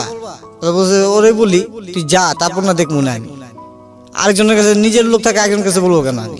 তো আমার ছোট কাকা এরকম জীবনের ট্র্যাজেডি, ফার্স্ট ট্র্যাজেডি এরকম। তাবু হঠাৎ করে ফোন দেখা বলে যে শাওন তো খেললে ভালো, আর মালয়েশিয়ার দেশটা আমার কাছে খুব ভালো লাগে না, আমি শুনছি আমার কাছে ভালো লাগে নেই, নেশাগ্রস্ত অথবা এরকম বিক্রি টিক্রি হয় উনি বলে। তারপর বলার পরে কয় ওকে যদি পারোস তাহলে ইটালিতে নিয়ে যা, তুই স্পন্সর করতে যেভাবে পারোস আমাকে বল, আমি প্রসেস করি এখান থেকে, ওকে আমি পাঠাই, সব খরচ এখান থেকে আমি পাঠাবো। ওকে শুধু যে কোনো রাখবি, পড়াশোনা করলে করবো, আর খেললে খেলবো, আর কাজ করলে কাজ করবো, ওর যেভাবে লাইফ ইচ্ছে ওই ব্যবহার করে নেবে। তখন কাকা বলে যে ভাই আসলে সমস্যা আছে। প্রথম বলে যে একটা বিল আটকে রয়েছে, আমার আর্জেন্টলি তুই যদি পারোস তাহলে 500 লাখ টাকা দে, মাত্র 500 লাখ টাকা। এবং কি আমি ঘরে দেখতাম যে ঘরে সুটকেসে টাকা আনতো, নাহলে চালের বস্তাতে টাকা আনতো। কে আপনার বাবা? আমি এটা ছোটবেলা থেকে দেখে অবস্থ, মানে টাকা প্রতি কোনো লোভ নাই, দেখে অবস্থ। এমন রাতে আসছে, শুয়ে রয়েছি, উঠো, আমি বলতে ছুটিতেছো কেন? উঠো, দরকার আছে, উঠো। এই সাউন্ড উঠ, উঠছে কিসে? এই তুমি কিছু আনছো? আনছি। কি কমলা টমলা, আঙ্গুর টাঙ্গুর আনছি, সব আনছি। একটা কম্বল নিয়ে এসছি সুন্দর, কম্বল না ঘুমো, আমাকে গরমের দিনে কম্বল খুল না বাবা। মানে খুলছি জাস্ট, কিভাবে বিশ্বাস করবে না, আমি জাস্ট কম্বলের চেনটা দিয়ে কম্বল, এখনো কম্বলটা আমার ছোট ভাই ঘুমায়, আমি খুলছি। তখন আমার বিশেষণ এখানে 65 লাখ টাকা রাখা ক্যাশ, আর প্রায় কত মানে কন্ট্যাক্টটা ছিল প্রায় 7 কোটি 8 কোটি টাকার উপর। ওই টাকা উনি আর কি রেখে আসছে আরেক জায়গায়। এটা আমাদের সেলফ ডিফেন্সের জন্য 2 লোক নিয়ে আসছে, সাথে চলতো যারা, যে উনি বলতেছে যে আমার তো ডর নাই, ডর হলো তো গনিয়া আমার কি। তো একদিন ফট করে আমি, আমাদের যখন লাস্ট গাড়িটা হয়, তখন ফট করে আমি একদিন বললাম যে ট্রাই করি, গ্যারেজ থেকে ট্রাই করি। তো সিএমবি আর কি ওখানে যাই, তো ট্রাই করি। তো আমি যখন ঢুকছি, তো দারুণ বলছে স্যার বাবা কেমন আছিস তুই, অনেক ছোট থেকে বড় হয়েছিস তুই, তোর অনেক বছর পর দেখলাম, কাকা মানুষ তুই করে বলতেই পারে। তাই বলছে কাকা আপনি কেমন আছেন, আপনাকে তো চিনতে পারলাম না। ছোটবেলায় কম কোলে বসে কম আমার সাথে ঘুরোস নাই তুই এখানে। এরপরে বললাম যে কাকা ওই আমি গাড়ি চালাবো, আর কেমন ঢাকা ভাষা বলতো গাড়ি চালাবো। ওরা বলতেছে যে গাড়ি চালাবি তুই, চাবি, আমাকে চাবি নিয়ে আসছি না। তো উনি করছি কি, অফিস থেকে বাসায় ফোন দিছে যে শান্ত গাড়ি চাবি নিয়ে আসছে, আর ধরছে আম্মু, মানে ডেবল, মানে আম্মু ধরছে ফোন, আম্মু ফোন ধরছে যে ভাবি ওই শান্ত গাড়ির চাবি নিয়ে আসছে, আর এখন গাড়ি তো ওই যে উপরের খুলতেছে, মানে কভার খুলতেছে। তা আম্মু বলতেছে ওর স্টপ করেন, বলেন যে ওর বাবা আসতেছে। তো এটাতে আবার একটু ভুল ছিল, উনি এসে বলে কি যে তোমার বাবা আসতেছে, বাবা এসে তোমার নদীর উপরে ঘুরে নিয়ে আসবো বলছে। তো আমি তাহলে কোনো ব্যাপার হলো না, আমি গাড়ি নিয়ে ব্রিজের উপর রাখি, আপনি একটু গেটটা খুলে দেন। তো না, আবার ফোন দিতে যাওয়ার সময় করছি আমি এতক্ষণ তো গাড়ি ওপেন করে লক করছি, লক খোলার পরে গাড়ি গিয়ারে ছিল, আমি তোর ফলো করিনি। ড্রাইভার হয়ে গেছে একটা পজিশনে, যে পজিশনে চালায়, তো ফলো করি নাই। তো গাড়িটা যখনই আমি শুধু স্টার্ট দেখছি, এটা পাড়া দিছি, ব্যাক সাইড নাই, মানে ব্যাক ডালা, গ্লাস, বাম্পার টাম্পার কিছু না। আমি তো চোট পায়া, মানে কপালের ভিতর ব্যথা পাইছি, নাকে ব্যথা পাইছি। পরে বেরোছি গাড়ি থেকে, আর ওই কাকা সাথে সাথে আমার গাড়ি থেকে বের, গাড়ির চাকা ঘুরতেই আছে, মানে আমি তো আর বুঝি না অত কিছু, আচ্ছা ঘুরতে আছে। তো ভাঙছে গেছে, আমার ছোট কাকা, আমার সেজো কাকা আসছে, আইসা উনি গাড়ি স্টপ করছে, দেখা বলতেছে যে তোর বাবাই বিগড়ে গেছে। বলতোই বাসকা দাঁড়া, তখন আপনি ক্লাস 9-এ? তখন আমি ক্লাস 9। তোরে তোর বাবা বিগড়াইতেছে, এই দেশে থাকলে তুই তো আরো বিগড়াইতি, তোর দেশের বাইরে রেখে আরো বিগড়াইতেছে। তোর বললাম যে ওর কাকা বলছে বলুক গা। আসছি, আসার পরে বাবা আসতে করে ঢুকতেছে বাসায়, তো বাবা ঘুমের থেকে বলতেছে একটা অন্যায় করছো, সন্ধ্যাবেলা কিন্তু তুমি থাইকো। তা আমি বললাম অন্যায় করছি, গাড়ি ভাঙছি, এটাই অন্যায় হবে? তো যা কি হবে আর। তো আমি বসলাম, তো বিকাল হইলো, উনি ঘুমে থেকে উঠলো, আর ওনার ঘুমার একটা টাইম ছিল, ভাত খেয়ে একটু ঘুমাবে 1 ঘন্টা, ঘুমে থেকে উঠবে। তারপরে দুপুরে ঘুম মিস দিত না, তো উঠছে, উঠার পরে দেখলাম কি শার্ট প্যান্ট সব পরলো, চা খালো। তো আমি ড্রয়িং রুমে বসে রয়েছি, তো উনি পিছন থেকে এসে আমার ঘেটিটা ধরছে। আচ্ছা, ঘেটিটা ধরে আমি ঘেটি হিলাইতে পারতেছি, আমি এরকম মানে আপনারা আমাকে যা দেখতেছেন কি ভাই, আমার এই হাইট ওজন ছিল 55.2 কিলো, আমি এরকম ছিলাম। তারপরে আমি ভাবলাম ঘেটিটা ধরছে মানে আমি শক্তি, আমার শক্তিতে আমি করে দিতে পারতেছি না ঘেটি সরানোর জন্য। যেখানে খেলার ময়দানে আমাকে দেখলে দেখা গেছে 3-4 জনে অটোমেটিক সামনে আসবো না, যে নীল মাইরে বসে। তো উনি ধৈর্য নিয়ে আমাকে মাঝখানের রুমে নেয়, তখন আমি বলে কি করতেছো। তো সাথে সাথে উনি আমাকে ঘরের ভিতর পুশ করে দিয়া রুম লক করে দেয় অন্যের ভিতরে। উনি আমার কাঁধের উপর পা রাখে, মানে যেভাবে রাখে, তখন বলে যে মানুষের শক্তি, যে কারো যারা বেশি ভালোবাসে তার প্রতি অত একটি হইলে কিরকম হয়। টেবিলের উপর কিভাবে হাত দুটো রাখলো আমার এভাবে, আমার এই আঙ্গুল দুটো এখনো ব্যথা করে। উনি পুতাটা ছেচ্ছে, এই গাড়ির কারণে শুধু না, তাহলে উনি পুতাটা ছেচ্ছে, মানে যে আমরা পাটা পুতা করি না, উনি পুতাটা ছেচ্ছে। আমি শুধু একবার চিখে দিছি, এরপর চিখে দিয়েছি না যে কি করতেছে উনি, যেমন ছেচতেছে। পরে আমার এক কাকা আছে, আব্বুর সাথে সবসময় থাকতো, উনি গেট একদম এমন ভাবে ধাক্কা দিয়েছে, উপরের লকটা ভেঙে গেছে, উনি ভেঙেই ঢুকছে, ঢুকি আব্বুকে জড়ায় ধরে বাইরে এসে পরে একটু ঠান্ডা মান্ডা করে। পরে রাতের বেলা আব্বু আসে, আসার পর অনেক দেরি করে আসে, আসার পরে মা বলতেছে এইভাবে মারে, ডাক্তার দেখাই নিয়ে আসলাম আর কি, আমার আঙ্কেলই ডাক্তার, বলতেছে দেখাই নিয়ে আসলাম, বললো জীবনে হাড্ডি সোজা তো হয়ে গেছে, মানে ব্যথাটা থাকবে, এজিব ব্যথা হবে। তখন আমি বললাম যে ঠিক আছে, মারছে কেন মারছে কি আমি কি বলবো। তা আম্মু রাতে জিজ্ঞেস করে যে তুমি ওরা কেন মারলা। দাদু আইসা পরে ফাঁকে ছোট কাকা আর কি, তখন তিটালি থাকে, দাদু আইসা পরে ছোট ফুপি আসে, তো আমাকে দাদু ঘুমায় থাকে।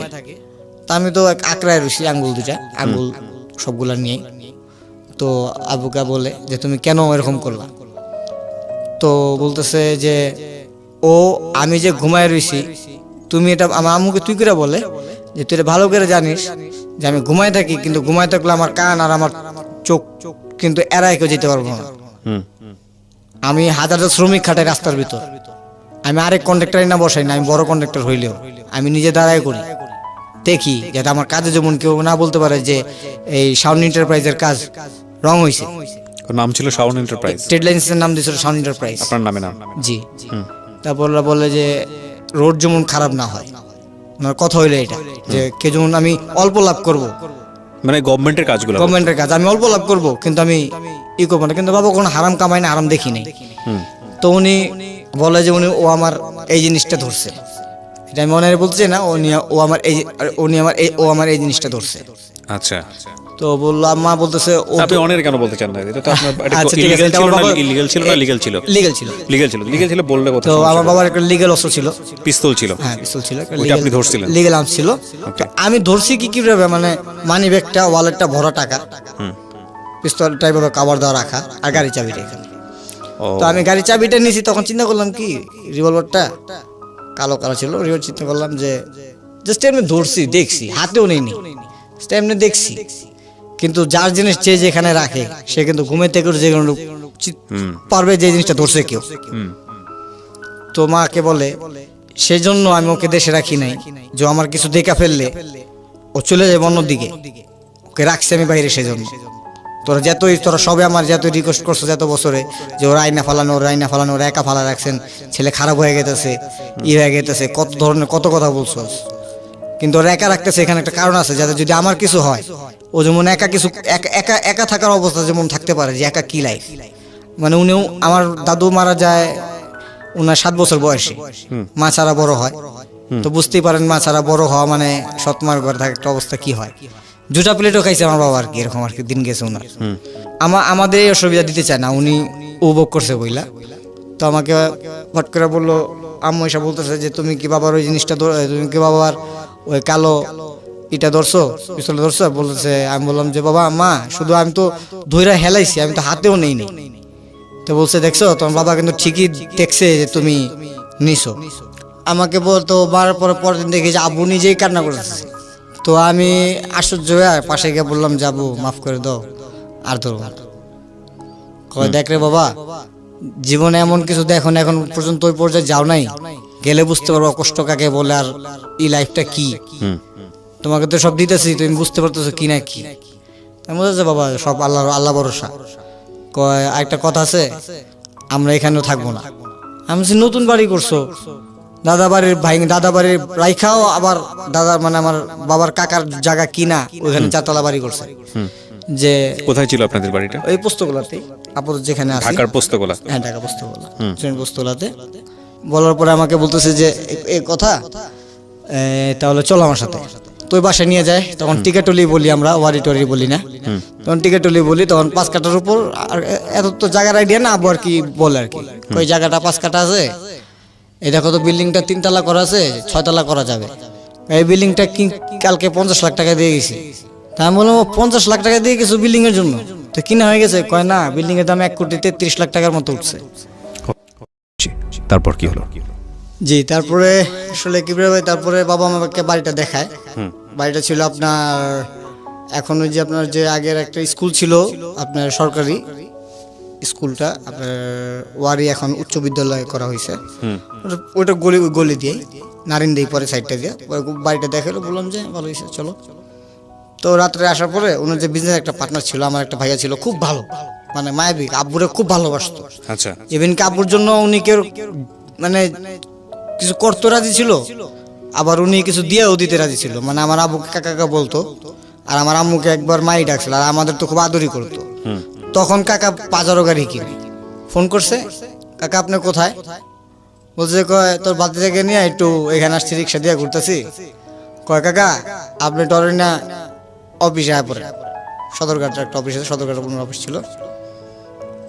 উনি যায়, আবু যাওয়ার পরে লাল কালারের গাড়িটা। তো আমি আমার তো এত নাই, দেখতে দেখতে একটা অবস্থা হয়ে গেছে, কি দেখবো আর মানুষ, এটা কি আর কোনো কিছু সারপ্রাইজ লাগে না? সারপ্রাইজ লাগে না। তো আমি কইরা তোর সাথে ওনার যে ওখানে যা পরিচিত সবই পরিচিত, আমাকে চিনতো, আর সব দেখতে বলছে শাওন রে কত ছোট রেখে এখান থেকে গেল, আর কত বড় রেখে আনলো শাওন রে। তো গোলগাপ হয়ে গেছে গা। আর লাভ বলছে যে আরে না রে, থাকতে চায় না, থাকে রাইখে ভুল করছি, আর মার লগে থাকতে চায় না, খাইতে গেলে কি খায় না খায়, মানে এরকম একটা কথা বলতেছে, আশ্বাসের কথা বলতেছে। তো ভাই আমাকে বলতেছে ভাই কেমন কাছে আস এদিকে, মানে খুব আদর করতো, গেছি তোর দিয়ে গেছি। আমি ভাইয়া কয় কি, আমি ভাইয়া তোমার তাহলে সাদা গাড়ি চাবিটা আছে না? হ্যাঁ। তখন ওই আমলে অনেক নামি দামি যারা ছিল গাড়ি চালাইতো, বললাম তোমার গাড়ির চাবিটা দিবা, আমি এখান থেকে চালাবো। তো বলছে তোর তো শুনছি তুই ওই দিন গাড়ি মেরে দিছ, গাড়ি অনেক রেজে। আমি তাহলে তোমার দিবা না ডরে? পরে উনি কি বাইরে লাল একটা গাড়ি দেখছো? আমি বলছি হ্যাঁ। গাড়িটা আজকে কিনছি। আমি আজকে কিনছো তাহলে তো বলি। কয় কি মানে বলতেছে যে তোর কি পছন্দ? আমি কে না তোর এই, আমি দূর আমার পছন্দ হয়েছে আরেকটা, আমি আব্বুকে দেখাবো পরে। মানে একটা দেখছিলাম গাড়ি খুব পছন্দ, ওই গাড়িটা এখন খুব অ্যাডমায়ার করি কিনার মানে ছিল। পরে বলার পরে বলতেছে যে আচ্ছা ঠিক আছে যা। ওরা আব্বুটাকে আরেকজনের সাথে কথা বলতেছে, ব্যবসায়ী আলাপ করতেছে। তা আব্বুর ফাট করে বলতেছে কাকা আপনার ব্যবসায় চিন্তা বাদ দেন, রাত্র হয়ে গেছে, খাওয়া দাওয়া করবো আগে চলেন। পরে ওইখান থেকে আর কি আমাদের বাসায় আসি, বাসায় এসে আর কি খাওয়া দাওয়া শেষ হয়, মানে আসিনকে ছেড়ে দিই। তখন ব্রিজের উপর আসি, গাড়িতে বসে আসি, ব্রিজের উপর আসি। আসার পরে আব্বু নামে, আমি নামি। তো উনি খুব ড্রিঙ্কে ছিল, হেভি ড্রিঙ্ক করছিল মানে। তো আব্বু বলতেছে যে ভাতিজা ড্রাইভারকে উনি ওইখান থেকে তাড়াইতেছে। তো ড্রাইভারের বাবা বলতেছে না থাক, মানে ওর যদি কিছু দুর্ঘটনা ঘটে। তো ভাইয়া বলতেছে কিচ্ছু হবে না কাকা। আর কাকা শুনেন, ওই আপনি যে জায়গাটা কিনছেন আমার লোকে তো বেচ চালাইছি। ওর আব্বাও বলতেছে তুই আমার জানিলি না? আচ্ছা থাক, বিশ্বাসের উপর তো বিশ্বাস, কাগজ কলম কিছুই নেই, বিশ্বাসের উপর বিশ্বাস। যা তোর লোক এত কোটি টাকা এত টাকা লেনদেন করছি, আমি এই রোড বানাইছি, কেউ আমার ঠেকাই দিছে, তুই আগে গেছিস যে ওই লোকের ঠেকাইতে যে কার রোডের কাজ ঠেকাস।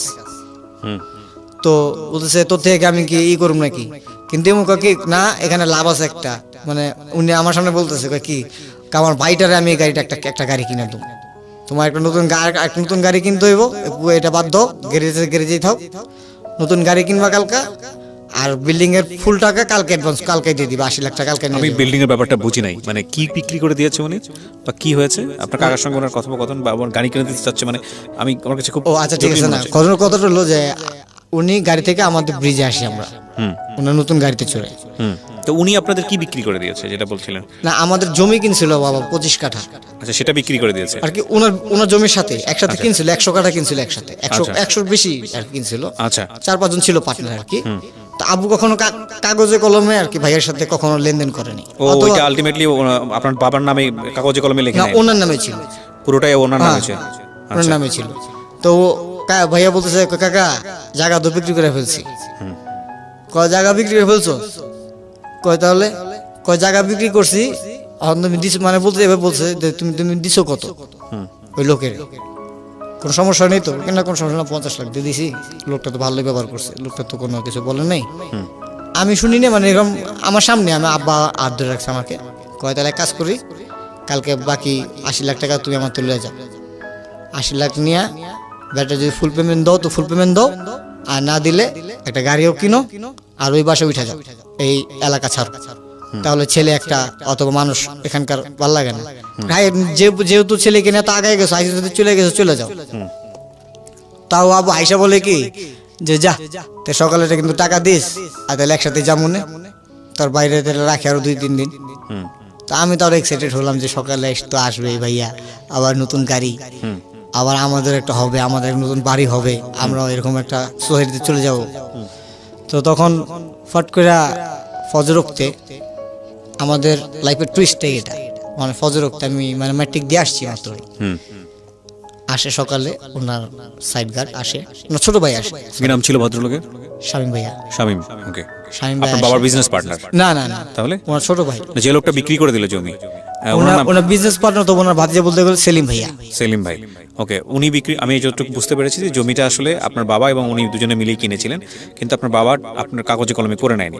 তো উনি ওই জমিটা লাভে বিক্রি করেছেন, সেটার একটা পার্সেন্টেজ আপনার বাবা পায়, যেহেতু জমিটা আপনার বাবারও ছিল, তো সেটা দিয়ে দেওয়ার কথা আলটিমেটলি সেই দিন। হ্যাঁ, তারপরে বলেন। তারপর ফজর ওক্তে প্রায় আপনার তখন ফজর হয় আপনার 5টা হবে, গরমের দিন। তো ফজরেই মানে গেট নক হয়ে গেছে, আর আমাদের ফ্ল্যাটটা এভাবে করছে, 4টা রুম করছে, 4 রুমে মাত্র আমরা 4 জন, আর একটা টেরেস গার্ডেন আছে, মানে চিন্তা করছে এটা উনি ওনাদের ভাইদের দিয়ে দিব, আর উনি আমাদের নিয়ে ওয়ারের বাড়িতে থাকবে আর কি।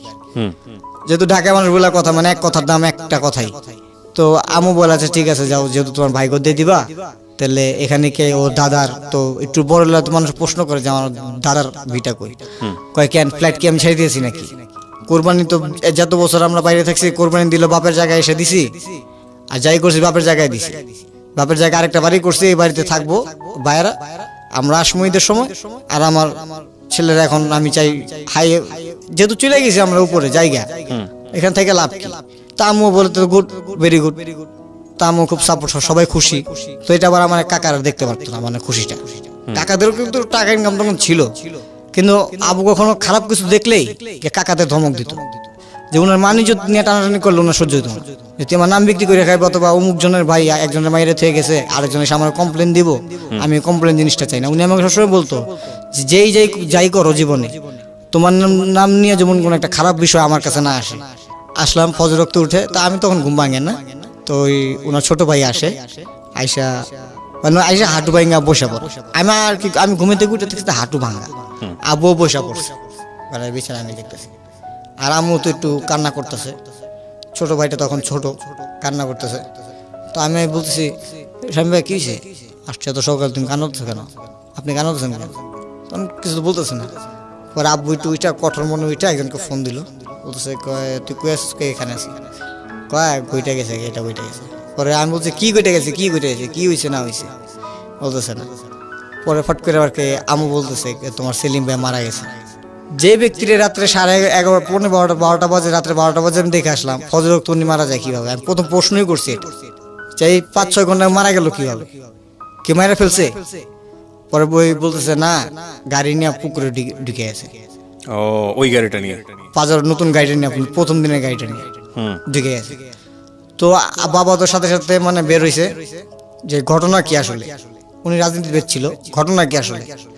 গেছে গিয়ে দেখে যে পিছনের চারজনই বেঁচে আছে, ডান দিকের লোক বেঁচে আছে, পিছনে তিনজনই বেঁচে আছে, শুধু আমার ভাইয়া নেই। আচ্ছা ঠিক আছে, সেলিম মারা গেছে, কোনো অসুবিধা নেই, আমরা এটা গুছাই নিব, অসুবিধা হবে না, কারো কোনো অসুবিধা হবে না, তোমরা কেউ কোনো ঘাবড়াও না। এই কথা বলে গেল। তো 40 দিন 1 মাসের মধ্যে কারো থেকে কর্জের টাকা অথবা কিছুটা একটা মৃত ব্যক্তির বাসা থেকে কিভাবে টাকা নেওয়া যায়, যার আলমারি ভরা দেখতাম টাকা, স্টিল আলমারি হয় না, আমাদের পুরোনো টাকাতে স্টিল আলমারি ব্যবহার করা হয়, স্টিল আলমারিতে মনে করেন ভরা থাকতো টাকা। আমাদের এখন আলমারি আছে, আব্বু এরকম আলমারি বানায় নিয়ে আসছে যে 2টা পার্ট, আপনি দেখতেছেন ড্রয়ার শুধু 2টা, কিন্তু এখানে ড্রয়ার কিন্তু 2টা না, এখানে আপনার 2 কোটি টাকা রাখা যাবে, দেখো উপরে ট্রে টান দিয়ে, যে এরকম ভাবে সিস্টেম নিয়ে আসছে উনি। ভাইয়ার রুম টুম সবই করার পরে ডাইরেক্ট আব্বু বাসায় গিয়ে বলতেছে যে পোস্টমর্টমের জন্য পুলিশ যেহেতু আসছে, তো এটা নিয়ে যাক। তো ওনার কাকারে বললো যে ভাই ওর রুমটাকে তালা মারে। তো ওনার বড় বোন যেটা ছিল, উনি খুব দুষ্ট, কি মারা গেছে, থাক মারা যাওয়া ব্যক্তির ব্যাপার, খাপ বলতে নেই। তো উনি এসে বলতেছে যে কেন ওনার রুম লক করা হবে। পরে বলছে ওর রুমের ভিতর আমি না, আমার মতো অনেক মানুষ আছে যাদের অনেক কিছু রয়ে গেছে, কিন্তু আমরা কিন্তু টাকাটা ইম্পর্টেন্ট দেখতেছি না, ওর রুম থেকে যেমন কিছু না হারায়। তো ওনার বোন না শুনেই ঠিক আছে যা, শুনবি না, তোগো বাড়ি তোগো ভাই, মানে একটা অপমান লজ্জিত করে দেয় সবাইকে। সবাই বলে যে কাকা চলে আসেন, ভাই চলে আসেন। তারপর ডিপ্রেস হয়ে আইসা পড়ে। দেখেন একটা লোক রাত্রে 1 কোটি টাকার মতো লস খেয়ে গেছে, কিন্তু কোনো চিন্তা নাই, আসছে বাসায় এসে আমার বলতেছে কবর টবর হইলো, সাহায্য হইলো, ওর জন্য খারাপ লাগতেছে, বাসা আসলে খালি ভর্তাদা ভাত খেয়ে মাংস খাইবো না, তাহলে যা দেখি কি হয়। তো এই করতে করতে টুকটাক কিছু করলো আব্বু। তো ফট করে 1.5 মাস 2 মাস পরে সবাই মিলে আব্বুকে, যারা ওই জমির পার্টনারে ছিল, সবাই বলছে ভাই আমি দিছি এত, ভাই আমি দিছি 35 লাখ, ভাই আমি দিছি এত লাখ, ভাই আমি দিছি এতটুই, ভাই আমি কাগজের কাজ করে দিছি, আপনি চলেন আমগোর সাথে, আপনার তো একটু বেশি মোটিভ। তো বলছে আচ্ছা ঠিক আছে চল। তো সবাই মিলে যখন যায়, তখন ওনার বোন ডাইরেক্ট বলে দেয় যে সেলিম মানে ও মারা গেছে, ওর সাথে ওর সব বিজনেস পার্টনার, ওর সব টাকা, ওর সবকিছু মারা গেছে, উনি ডাইরেক্ট বলে ফেলা।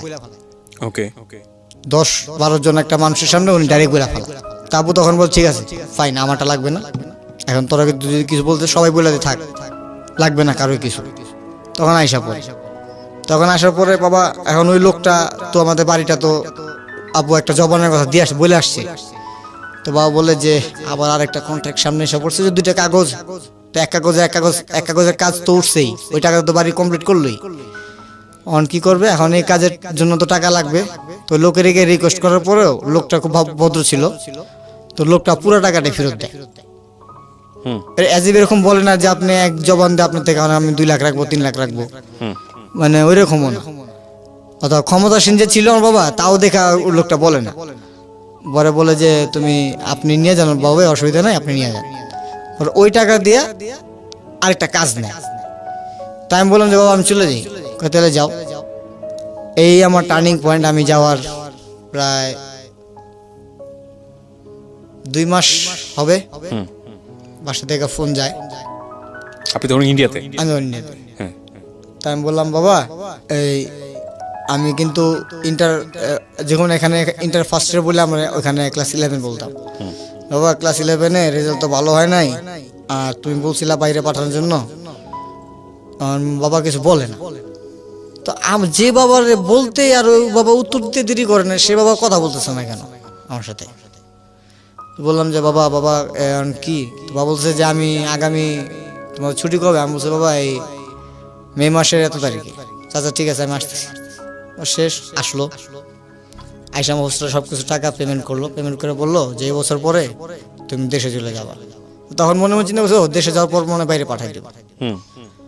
তো দেশে আসার পরের দিকে আমরা এই বাড়িতে, দাদা বাড়িতে, আর চেঁচামেচি আমার তো ভালো লাগে না, পরিশান, আমি সারাদিনই বিরক্ত হই। তখন চিকেন পক্স হইলো, জন্ডিস হইলো। তখন আমার দাদুরা একটু, আমার আর কি ছোট দাদু আর যে ছোট কাকা আমাকে প্রথম নিতে চায়নি, উনি বেশ ইনকাম করে, তো এক রাতে বাবা 36 লাখ টাকা নেই, রোড করছে ডিস্ট্রয়, কিসের রেস্টুরেন্ট? মানে রোড করছে, বৃষ্টি আসছে, পিচ জ্বালাই। ও সরকার তো আপনি সরকার থেকে টেন্ডার নিয়ে আসছে, কাজটা আপনি কমপ্লিট করবেন, সরকার সচিব আসবে, রোড দেখবে, ওখানে চেক সাইন হবে, তারপর আপনি বাংলাদেশ ব্যাংক টাকা পাবেন। হ্যাঁ, চেক পাবেন, আপনার লাভ সহ, সরকার আপনাকে লাভ দিবে, প্রফিট দিবে। ওই রাতে রেখে আসে, রাত্রে একজন রং করতে গিয়ে মিস্ত্রিও মারা গেছে, বৃষ্টিও আসছে, বৃষ্টিতে পিচ জেরালে যে পিচও পড়ে গেছে। কমসে কম একটা পিচ যদি একটা 1 কিলোমিটার রোডে দিতে যান কিবরিয়া ভাই, কমসে কম 4-5 লাখ টাকা তো এমনি রাখবে রং সহ। পিচ নতুন করে ডালাই দিতে হবে পিচ করে, আর ছিল প্রায় 7 কিলোমিটার উপরে রোড, তাও কিছু হয়নি আমার বাবা। ওকে, তারপর কি হলো? ওনার টাকার কিছু দরকার ছিল আরেকটা কাজ উঠানোর জন্য, 16 লাখ টাকা, প্রায় 25-26 লাখ টাকার মতো দরকার ছিল কাজটা উঠানোর জন্য। মানে একটা কাজ নিবে, আরেকটা কাজ হাতে নিলে আবার দাঁড়া যাবে বলতেছে। তো কাজটা নেওয়ার জন্য কিছু ঘুষ কিছু দিতে হয় আর কিছু দিবে। তো গাড়িটা বিক্রি করে ফেলে, তখন আমি বলি আব্বু গাড়িটা বিক্রি করতেছো, তখন আমি বলছে তুমি চুপ থাকো না, গাড়ি বিক্রি করছে একটা হবে, চিন্তা করো না। ঠিক আছে, উনি আমাদের বুঝতেই তো না যে উনি যে কোথায় পৌঁছায় গেতেছে। আচ্ছা, উনি কোথায় পৌঁছে গেতেছে উনি আমাদের বুঝতে দিতেছে না। তো আস্তে আস্তে আস্তে আস্তে এই 2011-এ একদম মানে ঘরে একদিন দেখি যে হামতাম আব্বুর সাথে আম্মুর সাথে চিলেছি। তা আমি কিছু তো মাথা না কামা কম্পিউটার নিয়ে বসা লাউডলি স্পিকার দিয়ে গেম খেলতেছি। তো মা আয়সা আয়সা আয়সা বলতেছে তুই কি খাবি না? আমি খাবো না, আব্বু খাক। আব্বু খাইছে, পরে বলতেছে যে তো আব্বু খাইবো না, আব্বু অনেক টেনশনে আছে। কি হয়েছে আম্মু? কয় তোমার তো আর ইন্ডিয়া যাওয়া হবে না, আর তোমার পড়ালেখা মনে এখন দেশেই করতে হবে। আমি মিলবই তো না, জুলিয়াস সিজার পড়ছি ক্লাস 7-এ, আর এখানে এসে দেখবো যে অক্সফোর্ডে মাত্র ক্লাস 9-এ প্লাবন পড়তেছে জুলিয়াস সিজার। মা আমার দ্বারা হবে না। তো বলতেছে এখন কি হবে না কি হবে না আমি কিছুই বুঝি না, অনেক লস করছো, অনেক কিছু করছো, এখন তোমার আমি আর কিছু তোমার বাবা এফোর্ড করতে পারবো না। এই কথা শুনে তো বাবা আরো ফ্রাস্ট্রেটেড হয়ে যায়, মানে মার উপর খুব ক্ষিপ্ত। তো ক্ষিপ্ত পরে মানে আমি আব্বুরে বুঝি আব্বু কি হয়েছে তুমি আমাকে বলো, বলতে তো পারো তুমি আমার, কিছু হয়নি। পরে দেখতাম কি যে বাবা আগের মতো নাই, চেঞ্জ হয়ে যাচ্ছে, অ্যাটিটিউড চেঞ্জ হয়ে যাচ্ছে। অ্যাটিটিউড চেঞ্জ হয়ে গেছে, আগের মতো নাই। যে ব্যক্তি আগে সকালে ঘুমে দিয়ে উঠতো, নাস্তা খেতো, বেরোতো, দুপুরে বাসা আসতো, একটু রেস্ট, আবার সন্ধ্যাবেলা যেত, রাত্রে বাসায় ফিরে যেত। অনেক সময় রাতে যদি বাসা না ফিরে ফোন দিত যে আমি ফিরবো না আজকে। ও তখনই দেখেছে বাবা মোবাইল নিছে, 95-এ মোবাইল নিছে। ওনার ফ্রেন্ড ওনাকে জাপান থেকে প্যানাসোনিক একটা মোবাইল গিফট করছে। তখন 60 টাকা মিটার লাইন ছিল। ফট করে আমি একদিন দেখি আমাদের এখানে ফলপট্টি আছে, ফলের বাজার আছে, তো দেখি উনি বসে রয়েছে। তা আমি বলতেছি যে বাবা কিছু টাকা হবে? তো বলছে কি কত টাকা? তুমি ঘর বলতে পারলাম না, এখানে আসছো। আমি এখনই লাগবো, একটু বাইরে যাবো। কত টাকা? আমি বললাম যে হবে 3-4 হাজার টাকা হইলে হবে। কারণ যে আগের হ্যাবিটটা রয়ে গেছে, আমার একটা হ্যাবিট রয়ে গেছে আগে, যে তা না বলতেছে 3-4 হাজার টাকা। তখন উনি পকেট থেকে তখন 1,000 টাকার নোট না 2টা 500 টাকার বের করে বলছে আপাতত এটা নিয়ে যাও। আমি বলছি আপাতত নিয়ে যাবো। তাও উনি আমাকে মনে কষ্ট না দিয়া, মানে পাশে এক ফলের দোকান থেকে, ফলের দোকানদার থেকে কার থেকে, মানে উনি ঠিক আরো 2,000 টাকা নিল, নিয়ে এসে আমাকে দিল। পরে আমি নিয়ে আসলাম বসুন্ধরা সিটি আসলাম। একটা ফ্রেন্ড হইলো আর্সেন গেট থেকে, মানে আমাদের এলাকার পাশের থেকে একটা মেয়ে বন্ধু হলো। তো ও আস্তে আস্তে আমার সাথে একটু জড়াইলো, আমার একটা ব্যবহার দেখা, একটাই দেখা না, কিন্তু তখন কি আপনার বাবা কি বললো যে কি কি ঘটনা ঘটেছে? বাবা কেন কিছুই বলতেছে না। তো আমি আমার ওই ফ্রেন্ডকে নিয়ে একটু ঘুরি ফিরি, ওইদিকে যাই, বসুন্ধরা সিটিতে আসি, ছবি দেখি, ওকে না একটু সারাদিন সময় দেই। এই ফাঁকে আমার ফ্রেন্ড যেগুলো ছিল ওগুলো সবাই বাইরে চলে গেছে। তা আমি যেতে পারতেছি না, আমার একটা মনটা খারাপ যে আমার বাইরে, আমি আমার বাইরে চলে যাই। তখন আইসা রাত্রে বলতেছি বাবা সবাই তো একজন লন্ডন চলে গেতেছে, কে অস্ট্রেলিয়া চলে গেতেছে, এখন আমার কি করতেছো? তখন বাবার কিছু না বললা হঠাৎ খায়া ঘুমাইতে চলে যায়।